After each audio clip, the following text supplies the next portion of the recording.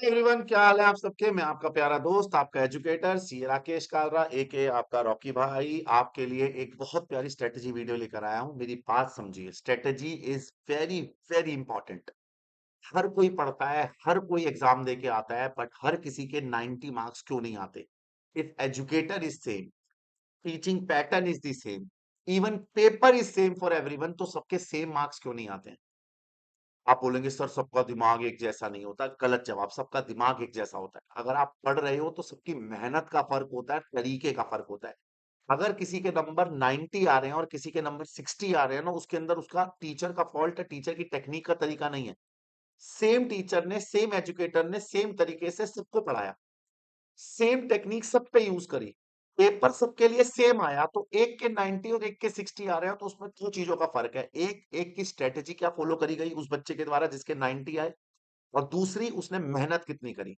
Sir कितने भी plan बना लो, जब तक आप उसे एग्जीक्यूट अच्छे से नहीं करोगे, आपकी प्लानिंग धरी की धरी रह जाएगी, आपकी प्लानिंग सारी वेस्ट हो जाएगी। याद है हम जब छोटे होते थे तो टाइम टेबल बनाते थे? याद है छोटे होते थे टाइम टेबल बनाते थे? वो टाइम टेबल हम ऐसा बनाते थे, ऐसा बनाते थे कि शुरू के 2 दिन तो हमसे बेटर कोई होता ही नहीं था वो टाइम टेबल पूरा करने वाला, पूरे जी जान लगाते थे 2 दिन, और उसके बाद तीसरे दिन से वो दीवार पे टंगा रह जाता था बस। जिस समय उठना है, जिस समय खाना है, जिस समय पढ़ना है, वो सब एज़ इट इज़ छूट जाता था और हम अपने दूसरे कामों में लग जाते थे। दिक्कत क्या है कि प्लानिंग बहुत अच्छी है बट एग्जीक्यूशन नहीं है। और यहाँ इस लेवल पे आने के बाद इतना टाइम ही नहीं है आपके पास कि आप प्रॉपर प्लानिंग कर पाएँ। आपकी इस प्रॉब्लम की दूरी तो मैं कर दूँगा, मैं आपको बना के दूँगा प्रॉपर स्ट्रैटेजी कि आपको कैसे 90 प्लस लाने हैं। आखिरी के महीने, डेढ़ महीने में आप कैसे तैयारी करोगे। तो मैं लेकर आया हूँ आपके लिए अकाउंटिंग स्ट्रैटेजी। सर अभी तक नहीं पढ़ा तो अकाउंटेंसी की कंप्लीट स्ट्रेटेजी है, क्या करना है, क्या नहीं करना, कितना पढ़ना है, कितना नहीं पढ़ना, कौन सा चैप्टर पहले, कौन सा चैप्टर बाद, और एग्जाम तक मैं क्या कराऊंगा, ये सब कुछ कवर है इसके अंदर। इसमें सबसे पहली चीज, अगर आपका कोई बैकलॉग है, अगर कोई बैकलॉग है, तो मैं बता दूं आपको, ब्लैक, हमारे मेरे प्रिय मित्र शांतम गुप्ता जी कहते हैं कि बैकलॉग ना ऑनलाइन क्लासेस के अंदर ब्लैक होल की तरह है। को पता है ना ब्लैक होल की डेंसिटी क्या होती है, कि वो लाइट को भी अपने अंदर खींच लेता है। अगर आपका बैकलॉग है ना, तो वो ब्लैक होल की तरह है। अगर आपने बैकलॉग बना के रखा हुआ है तो उसके अंदर आपको खींचता चला जाएगा और आप उसी में उलझते रह जाओगे, तो कभी जिंदगी में बाहर नहीं आ पाओगे। तो अगर आपका कोई बैकलॉग है तो आप नई तैयारी करने से पहले पहले उसे कंप्लीट करो, और अपने आप को टारगेट दो कि आज 15 तारीख है या 16 तारीख है, तो आपको 20 तारीख तक वो बैकलॉग कंप्लीट करना है, कैसे भी करके। कैसे भी करके, ये मैंने आपको तारीख दिया 20 तारीख, अगर आपको रियलिस्टिक नहीं लगती तो 2-4 दिन ऊपर नीचे कर सकते हो, लेकिन अपने आप को पहले तारीख। हम पता है क्या करते हैं, हम जो बच्चे हैं वो हम तारीख नहीं देते, हम कहते हैं कर लेंगे, अभी नहीं बाद में कर लेंगे, अरे अभी कहाँ हुआ, और बाद में। बाबू ये बाद नहीं आएगा, जब तक तू अपने आप को एंड डेट नहीं देगा ना, जब तक तू अपने आप को एंड डेट नहीं देगा, ये कंप्लीट नहीं होगा। तो मैं तुम्हें 20 तारीख दे रहा हूं, अगर आपके सिर्फ एक या दो चैप्टर बैकलॉग में है, अगर इससे ज्यादा है तो एक दो दिन एक्स्ट्रा ले लो, लेकिन एक तारीख दो। उस तारीख को बड़ा बड़ा अपने कमरे के बोर्ड पे लिखो, एक तारीख डालो 20 नवंबर। आने जाने वाला कोई पूछे कि इस दिन क्या होने वाला है, तो आप बोलो बहुत कुछ बड़ा होने वाला है। तो वो तारीख अपने आप डिसाइड कर लो कि भैया इस दिन तक मेरे सारे बैकलॉग कंप्लीट होंगे, चाहे मैं रात जागूं, चाहे मुझे 6 रात जागना पड़े, चाहे कुछ करना पड़े, मैं अपने बैकलॉग कंप्लीट करूंगा। तो सबसे इंपॉर्टेंट चीज है, पहले सारे बैकलॉग कंप्लीट कर लो, एक तारीख दे दो अपने आप को। रिवीज तभी शुरू करोगे जब पहले पढ़ चुके होगे। आप सोचो कि यार मेरा एक चैप्टर एमपीओ रह गया, मैं प्लस क्लास में छोड़ के सीधा रिवीजन में बैठ जाता हूँ। बेटे सुनो, वाईटी पे रिवीजन कराते समय ना कोई भी टीचर आपको ये बात कभी नहीं बताएगा, मैं बता रहा हूँ, कंप्लीट नहीं कराया जा सकता। वाईटी पे यूट्यूब के ऊपर ना वन शॉट में रिवीजन कराई जाती है। वन शॉट उसके लिए अच्छा है जिसने पहले पूरा पढ़ा हुआ है। आप ना पहले पूरा क्लास में कंप्लीट करो, प्लस क्लास कंप्लीट करो। आप ये सोचो कि मैं यूट्यूब से ही कर लूंगा बेटे, फिर 90 तो नहीं आएंगे, पासिंग मार्क्स पे जाके अटक जाएगा। आप अपना जो शॉर्टेस्ट रूट है उसको मत फॉलो करो, जो सही रूट है उसको फॉलो करो, कि पहले अपना सिलेबस कंप्लीट करो। उसके बाद आपका रोड मैप क्या होना चाहिए, ये मेरे लिए है। आपके लिए जो काम था वो मैंने आपको बताया, अब ये मेरे लिए है। मेरा काम रहेगा कि पहले मैं आपको, ये नवंबर एंड तक एमटीपी आ जाएगी, इस बार तो दिसंबर में आ रही है, तो मैं पहले आपको एमटीपी कराऊंगा। 1 दिसंबर से, यानी 1 दिसंबर से हमारी सबसे फेमस टीम अन अकेडमी के टीम योद्धा की ब्रह्मास्त्र सीरीज आती है। ब्रह्मास्त्र सीरीज इस ब्रह्मास्त्र सीरीज में मैं वर्ल्ड फेमस 101 क्वेश्चन कराता हूं हर साल, हर अटेम्प्ट में कराता हूँ। ये आपके लिए भी कराऊंगा। इस बार इसमें बहुत सारे चेंजेस करे हैं मैंने, और मंडे वेनेसडे फ्राइडे शाम को 8 बजे होगी। बट बाबू, ये ब्रह्मास्त्र सीरीज मेरे साथ 1 दिसंबर को करने का फायदा तभी है जब तेरा सिलेबस कंप्लीट हो, वरना बहुत दिक्कत आएगी। मेरी बात समझ ले। पूरे दिसंबर में ये ब्रह्मास्त्र सीरीज चलाऊंगा मैं, पूरे दिसंबर में। पिछले वाले अटेम्प्ट वालों से पूछ के देखो, मैंने महा मैराथन भी कराई थी शान सर के साथ मिलके, आदि सर ने, शिवानी मैम ने, मैंने वो भी लाऊंगा। लेकिन ये 101 ब्रह्मास्त्र सीरीज है, सबसे अपने सीनियर से पूछ के देखो, ये ही रामबाण है। इसमें से एज इट इज क्वेश्चन आ जाते हैं। ये मैं पास्ट ईयर की एमटीपी आरटीपी इंपॉर्टेंट क्वेश्चन सब कवर करता हूँ। यूट्यूब पे वन शॉट आ रहे हैं, आपको पता होगा। यूट्यूब में बीओई हो चुका है, एनपी हो चुका है, अब करंटली इन्वेंट्री चल रहा है। मैं यूट्यूब पे ही ये सारे शॉट लेकर आता रहूंगा साथ साथ, जिसमें पार्टनरशिप, कंपनी रेक्टिफिकेशन, ये भी कवर करूंगा। आज इन्वेंट्री का होगा, है ना। उसके बाद आपके एग्जाम के टाइम पे एग्जाम मैराथन आएगी, जिस एग्जाम मैराथन में मोस्ट इंपॉर्टेंट क्वेश्चन की सीरीज चलाऊंगा। अकाउंटिंग थ्योरी की 3 घंटे की लाइव क्लास लूंगा, जिसमें सारी अकाउंटिंग थ्योरी पढ़ाऊंगा। लास्ट में मैं आपको कराऊंगा guest paper number 1, guest paper number 2। Kalraj ji famous क्यों है? क्योंकि उनके गेस्ट पेपर फेमस है। मेरे गेस्ट पेपर पेपर में आते हैं, ये मैं कराऊंगा आपको गेस्ट पेपर। तो एग्जाम में क्या करना है उसका रोड मैप आपके सामने तैयार है। तो पहले एमटीपीज कवर करेंगे, 101 करेंगे, वन शॉट और मैराथन। ये मेरा टारगेट है, ये मैं आपको कराऊंगा। इसमें आपको बस मेरे साथ साथ पढ़ना है। आपका टारगेट है पहले कोर्स कंप्लीशन, मेरा टारगेट है आपको ये सब कराना। अब तुम्हारे लिए टारगेट की 90 प्लस लाने हैं ना, तो मैंने आपको 3 हिस्सों में बांट दिया अपने पूरे फाउंडेशन के कोर्स को, 3 हिस्सों में। सबसे पहले ये यूनिट 1 आपकी कंप्लीट होनी चाहिए, तभी आपके अच्छे नंबर आएंगे, वरना नहीं आएंगे। यूनिट 1 में आप ये चैप्टर तो छोड़ ही नहीं सकते। Dissolution, incomplete record, redemption of debenture, redemption of preference and bonus. इसमें से कम 30 मार्क्स का पेपर कवर होगा, 30 नंबर का पेपर कवर होगा। अगर ये कवर नहीं करा है तो जाकर देख लो, मैं डिसोल्यूशन की सीरीज भी डाल चुका हूं। ये वाली भी मैं यूट्यूब पे वन शॉट तो लाऊंगा ही लाऊंगा। तो पहले ये यूनिट कवर कवर करो, ये प्रायोरिटी बेसिस पे है। आप जब इंटर में जाओगे ना, तो आपको आदि सर कॉस्टिंग में पढ़ाएंगे एबीसी एनालिसिस। एबीसी एनालिसिस मतलब चीजों को ना नाम दे दो, A B C. Category A is very important, तो this is category A, star category, ये तो करना ही करना है। कैटेगरी नंबर बी में चैप्टर कवर होते हैं partnership, company, NPO and final. Second priority में ये चैप्टर है, पहले इनको कवर करना है। और थर्ड वैरायटी में कवर होते हैं chapter inventory, rectification, BRS, BY, depreciation theory. Sir, क्या category number 3 unit number 3 paper में आएगा ही नहीं?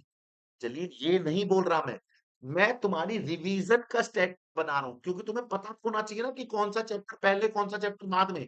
तो यूनिट नंबर 1 सबसे कंप्लीट होनी चाहिए। इसमें तेरी पकड़ ऐसे होनी चाहिए कि ब्रह्मा जी भी सामने नीचे उतर कर आ जाए तो तेरे नंबर नहीं घट सकते। यूनिट नंबर 2 में भी तेरी पकड़ अच्छी होनी चाहिए, लेकिन पहले पहले बंद कर ले। ये वो तेरी सबसे मेन कैटेगरी है। उसके बाद यूनिट नंबर 2, उसके बाद यूनिट नंबर 3। तुझे ध्यान रखना है, इसी तरीके से रिवीजन करनी है, इसी तरीके से।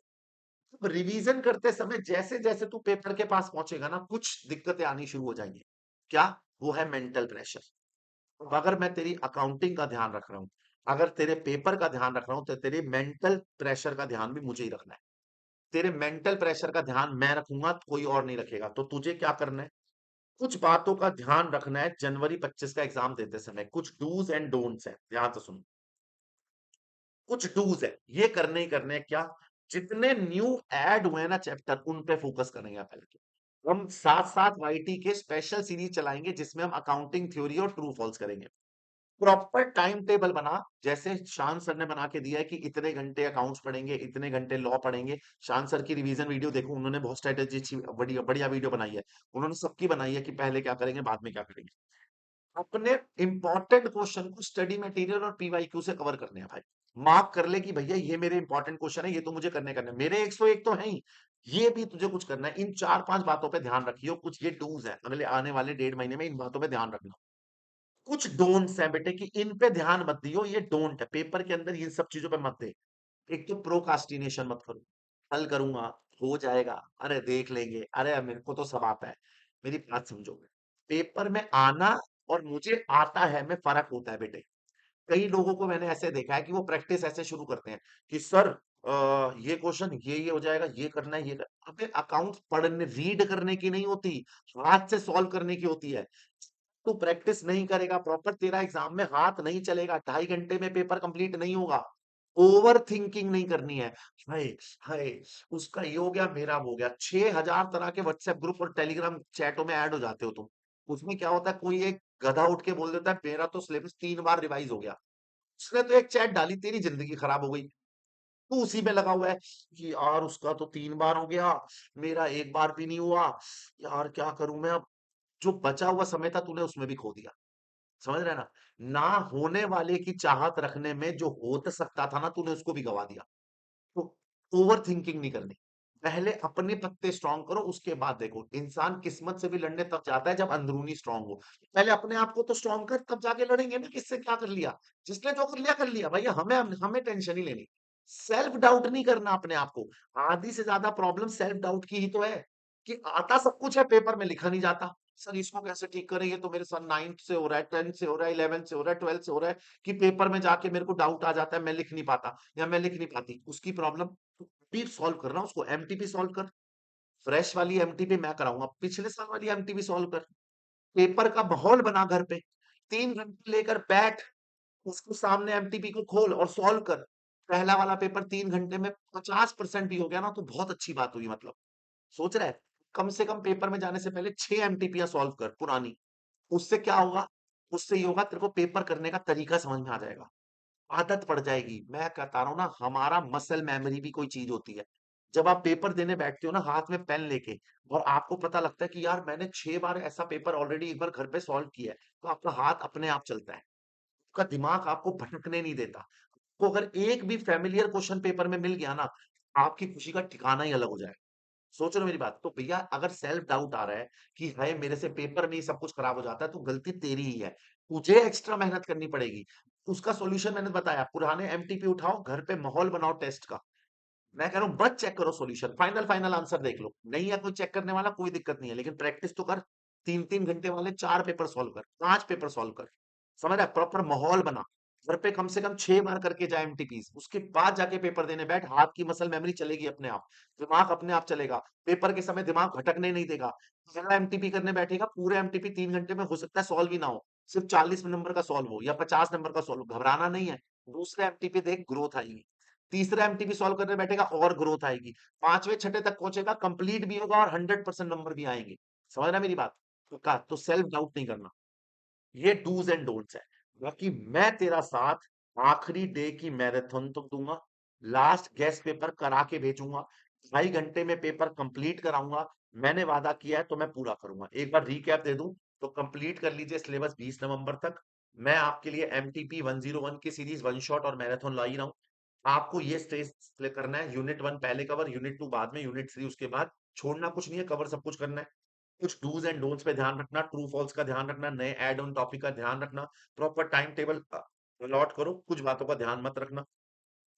मैं आपके साथ अंत तक हूं। I am with you till the end. आखिरी सफर में पेपर देने जाएगा ना, तब तक मैं तेरे साथ हूँ। सुबह भी आऊंगा जिस दिन एग्जाम होगा तेरे से मिलने, और एग्जाम के सेंटर के बाहर तक जाता हूं मैं।